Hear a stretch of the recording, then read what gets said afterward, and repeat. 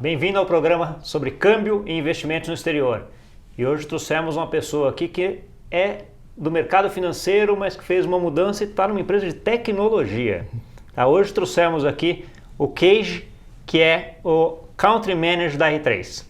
Bem-vindo, Keiji. Obrigado, Gustavo. Obrigado pelo convite também, é um prazer, né? É uma honra estar aqui com vocês. Tá bom, muito obrigado. Começando, me fala um pouquinho aí, qual que é o papel da R3 no mercado de câmbio? Eu sei que vocês fizeram uma parceria recente com a Swift, né, que faz as transferências bancárias e tal. Como é que você está vendo esse mercado e como é que a R3 vai ajudar nisso? Então, Gustavo, a R3, na verdade, é uma empresa de software, né, que nasceu em 2015, mais ou menos, basicamente, para estudar plataformas de blockchain. Muito interessada pelos próprios bancos, o mercado financeiro que fazia parte, que estava muito interessado em estudar a tecnologia em si. As aplicações que foram desenvolvidas dentro dessa plataforma que foi desenvolvida pela R3, chamada Corda, são chamadas de Cordaps. E, no final do ano passado, a R3 desenvolveu um Cordap de liquidação financeira, o Corda Settler. Tá? E esse Corda Settler está sendo integrado com a biblioteca de APIs da Swift, o GPI, e com isso nasce, né, um potencial enorme de novas transações, novos negócios, né, e a utilização de toda a rede Swift para fazer a integração utilizando o blockchain. Dá um exemplo um pouco mais, assim, talvez palpável para quem está assistindo a gente agora, Keiji, de como a gente, o que pode se esperar em relação a isso? Porque hoje a liquidação de câmbio, já há muito tempo, é feita toda em D2, né? Aquele negócio que você liquida tudo em D2. Com essas tecnologias novas, eu imagino que isso aí você possa encurtar muito, né? Bom, vamos lá. Acho que o problema nunca foi tecnológico, né? Muito mais a questão de capilaridade, né? Se você imaginar que uma Swift tem 11 mil, né, nós ou participantes na rede, quando você faz uma transação, você vai fazer essa transação mandando dinheiro de uma localidade para outra localidade, se essa localidade tiver Swift, existe, né, basicamente mensageria, é um problema que a gente resolveu no SPB aqui no Brasil na década de 2000. Tá? Basicamente, mensageria numa rede conectada, a gente consegue fazer as transações de forma instantânea. Rápido. Tá? Assim, não existe segredo, existe basicamente a capilaridade e uma padronização de mensagem que permita você fazer toda a comunicação. Tá bom. O blockchain, né, gerou uma discussão um pouco mais acalorada nesse sentido. Porque começaram a surgir fintechs e as próprias redes de criptomoeda que permitiam você fazer transações, né, não respeitando os limites geográficos. A partir do momento que, através de uma transação eletrônica, imediatamente, ou, né, depois de algum tempo de processamento, o contraparte já recebe a notificação ou a transação em si, tá, você começa a ter o imediatismo da transação. Então, nesse sentido, uma grande revolução, né, o quanto que isso pode trazer de benefício e redução de tempo de consumo. Tá? Tem alguns estudos, alguma coisa que a gente ainda tem que avaliar, que é o seguinte, né? Toda essa cadeia, seja com Swift ou com qualquer outra provedor, ele tem que estar integrado dentro da sua plataforma legada, dentro da sua casa, dentro do seu sistema. Tá bom. Tá? Então, não necessariamente a tecnologia não permitia liquidação D0 ou D1. Tá? Na verdade, existe toda uma cadeia por trás disso. Existe também, né, a integração com o regulador, porque você não pode fazer uma transação cross-border sem que a informação seja notificada junto ao regulador. Tá? Você tem retenção de impostos, você não pode fugir disso também. Então, nesse sentido, existe todo um processo que não é tecnológico, tá? Que consome tempo, mas com certeza a tecnologia traz um grande benefício aí para a gente fazer transações muito mais rápidas. Dá para concluir que o grande ponto hoje de ainda CD2 é muito por conta dos processos e não em si pela tecnologia. Eu conversei outro dia com uma galera da Swift, eles falaram, não, assim, a tecnologia em si, em termos de envio da mensagem, a plataforma está totalmente aderente, né? A gente já consegue fazer, né, a notificação, a integração quase que instantaneamente. E aí tem todo um processo por trás, são processos antigos, né? Se a gente pensar, né, que o mercado de câmbio existe dezenas de anos, a gente percebe que não é um mercado que evoluiu tanto assim. A Swift já foi um grande passo, né, a partir do momento que se cria uma padronização com mensageria ISO 20022, você começa a ter conectividade, você começa a ter uma facilidade maior de transacionar. Tá? Então acho que sim, né? Existe muito que a gente consegue evoluir até utilizando a tecnologia blockchain e outras tecnologias dentro dos back-offices, dentro dos procedimentos operacionais, dentro da integração da instituição financeira com os outros entes da cadeia. Tá bom. Tá? Outra coisa que se comenta um pouco, né? A gente até falando um pouco de blockchain, que é um pouco o core aí da R3, é que ele é capaz de tirar alguns intermediários também nesse processo, né? Como é que é a tua visão em relação à utilização de blockchain no mercado financeiro, no mercado de câmbio, de modo geral? Vamos pensar na tecnologia. A tecnologia, sim, ela permite você retirar intermediários. A tecnologia, como outras tecnologias permitiam. Tá? A questão é que, tá, basicamente, quando se trata de um blockchain aberto, onde você não tem um elo de confiança com seu contraparte, é importante você ter algum mecanismo que traga essa confiança. E aí, né, tem os modelos de consenso e assim por diante. Quando a gente fala em mercado formal, né, primeiro, você pode fazer uma transação bilateral, tá? Mas existe muita questão de o quanto você acredita ou quanto você aceita uma mudança de modelo onde o risco deixe de ser centralizado numa entidade controlada por um regulador, e passe a ser pública. Tá? Então, eu acho que a tecnologia permite várias coisas, mas existe muito a questão do modelo de negócio. Então, numa transação peer-to-peer com pagamento simples, né, talvez o risco, eu aceite esse risco de fazer essa transação usando um algoritmo que faça, né, o consenso e me permita acreditar que aquela transação vai ser executada. Numa transação de larga escala, né, no mercado corporate, por exemplo, uma transação, sei lá, de um cross-border payment, uma importação e exportação, tá? Será que eu vou acreditar, né, totalmente na tecnologia só, ou será que eu preciso de um CNPJ para eu responsabilizar se alguma coisa der errada? Tá? Então, sim, eu acho que é uma questão regulatória, claro, uma questão de comportamento, uma questão de, né, aceitação, aversão a risco, mas a tecnologia está aí, a tecnologia permite, acho que assim, a partir do momento que o modelo está aberto, inúmeras possibilidades, e aí depende de cada segmento de negócio e características de negócio. Né? A gente fala que blockchain resolve vários problemas, não resolve todos. E quando a gente fala de várias características e várias plataformas de blockchain, cada uma delas vem endereçando para resolver problemas distintos até. Tá? E aí a gente ouve às vezes a gente ouve muito, né, as pessoas sendo muito puristas, não, isso é blockchain, aquilo não é blockchain, tal. Poxa, a gente está lá para resolver problema, né? A gente está lá para, né, trazer benefício, né, melhorar operacionalmente, reduzir custo, ganhar margem, tá? A tecnologia é só um meio para fazer isso. Então, se chama blockchain ou bolinha vermelha, tanto faz. Tanto faz, desde que resolva o problema, desde que resolva o problema. Estaria bom. Isso mesmo. Tá bom. Olhando um pouquinho agora de mercado brasileiro aqui, como é que você vê esse mercado se desenvolvendo, assim, a tecnologia aqui dentro do blockchain, como é que a R3 está ajudando o mercado financeiro a se tornar mais dinâmico, mais rápido, com liquidações mais rápidas? Tá.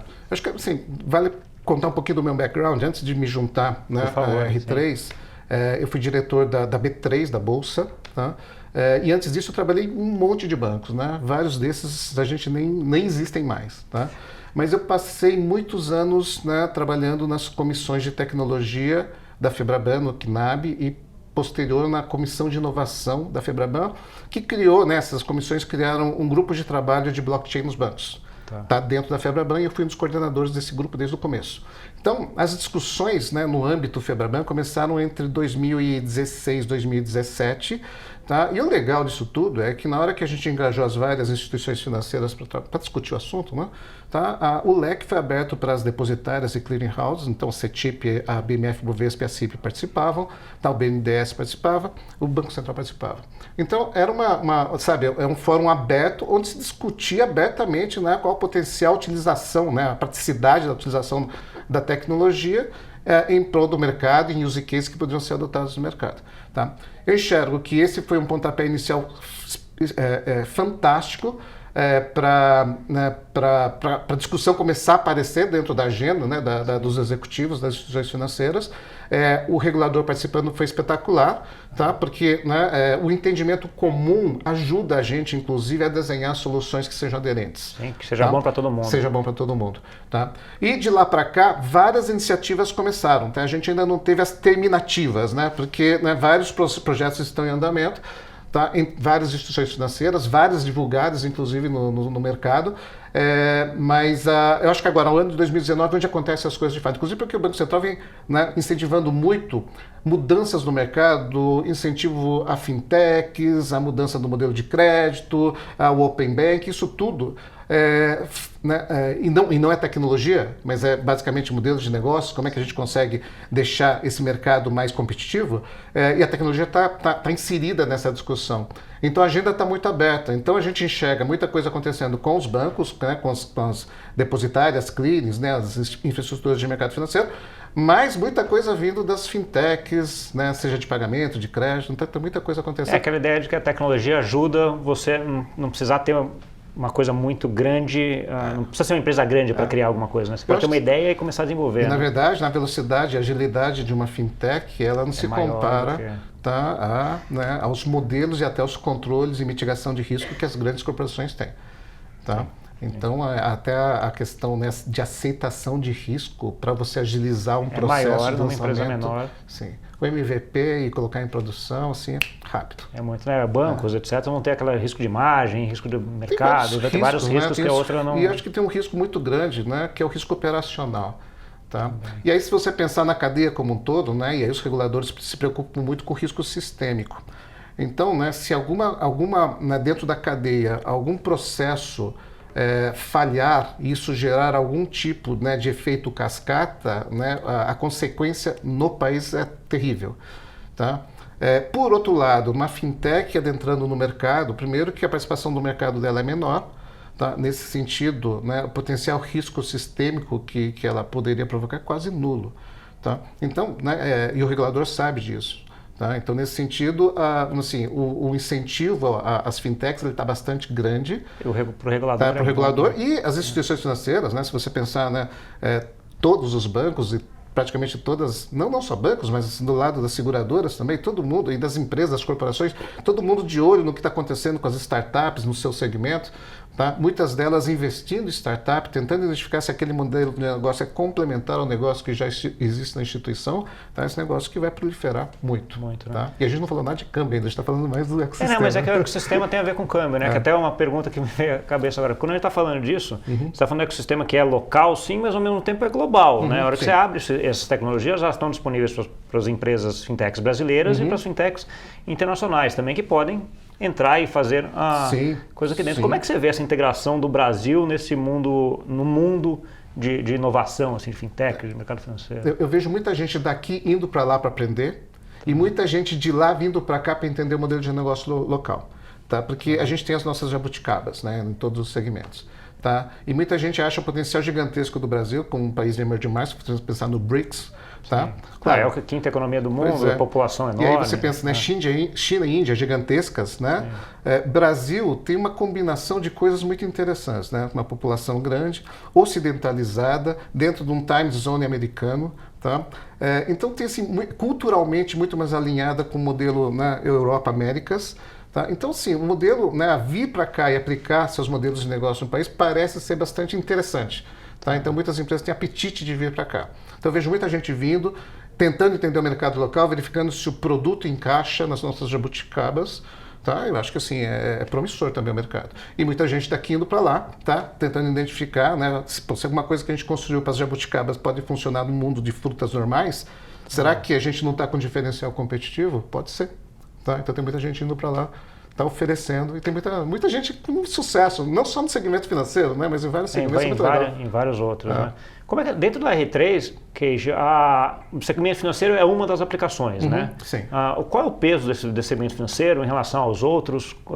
A R3 nasceu, né, como, vamos assim, né, costuma-se falar, a R3 é um consórcio de bancos. Na verdade, ela nasceu como um laboratório de testes de blockchain para os bancos. E chegou a ter 90 membros associados, tá, que faziam testes nesse laboratório. Então ela ficou com, né, uma cara de consórcio, mas é uma empresa, né, de software agora.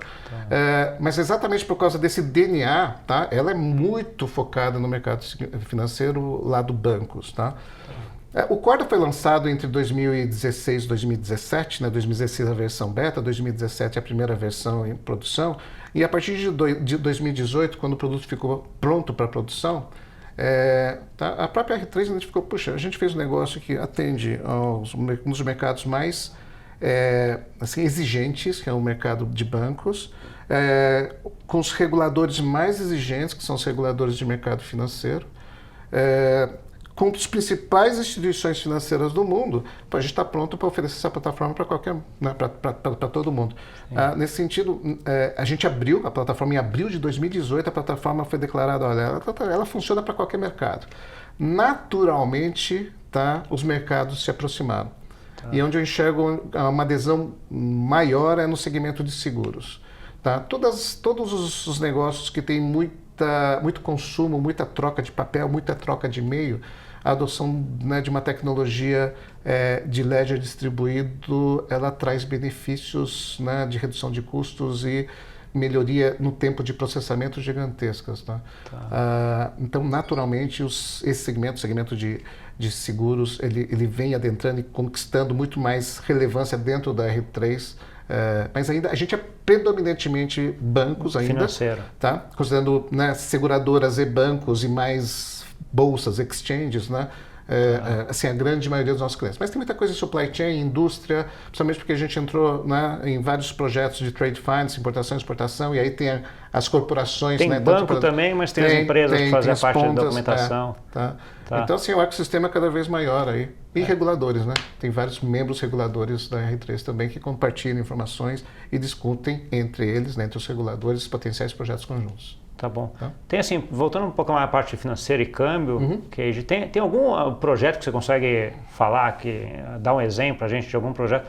Essa é a primeira pergunta. A segunda seria um pouco, como é que está para a R3, como é que a R3 vê esse desenvolvimento do mercado financeiro brasileiro e a utilização dessas tecnologias que o Corda ou a R3 podem ajudar? Tá. Eu vou falar no contexto genérico, eu acho que né, a adoção nos contratos de importação e exportação que tem sua perna de câmbio, tá? Ela é bem madura hoje, não só na tecnologia da R3, mas em outros consórcios que foram montados. Tá? E os principais bancos do mundo, né, enxergaram tanto benefício na utilização da tecnologia para suas transações de trade finance, que muitos deles acabaram se associando a todas as tecnologias e vêm, né, usando todas. Tá? Então, nesse sentido, trade finance, com certeza, importação e exportação, os ACCs, ACS no Brasil podem, né, ter um grande potencial. O mercado brasileiro, né, em termos de sistemas de câmbio, ele existe uma concentração. Existem os sistemas próprios construídos pelas grandes casas, existe, né, um vendor que domina bem esse mercado. Né, e esse vendor atende muito bem todo o ecossistema. Tá? Eu acho que sim, existe uma possibilidade, né, de integração, né, dessa plataforma que é utilizada por todo o mercado, utilizando uma solução de blockchain que poderia otimizar muitos processos de troca de informação, comunicação com o regulador e remessa internacional. Tá? Como a gente está trabalhando com o GPI e com a Swift usando o Corda Settler, tá? E todos os provedores globais de sistemas de câmbio estão conectados com a Swift, tá? A gente tem, né, uma chance bacana aí de ver, né, uma proliferação de soluções utilizando blockchain no negócio de câmbio. Né? Uma mudança grande nesse sistema nos próximos anos. Mas eu acho que assim, né, hoje assim, a gente tem que resolver problemas. Então, não é mudar a tecnologia pela tecnologia. Se a gente não consegue identificar, tá, um potencial benefício, por que mexer? Tá? A gente eu trabalhando em bancos, né, e alguns bancos, né, têm seus sistemas legados, alguns há mais de 40 anos, que funcionam. Perfeitamente. Mas por que a gente vai mexer num sistema que funciona há 40 anos se ele tem capacidade, performance, estabilidade? Né? Sim, puxa, deixa. Tá?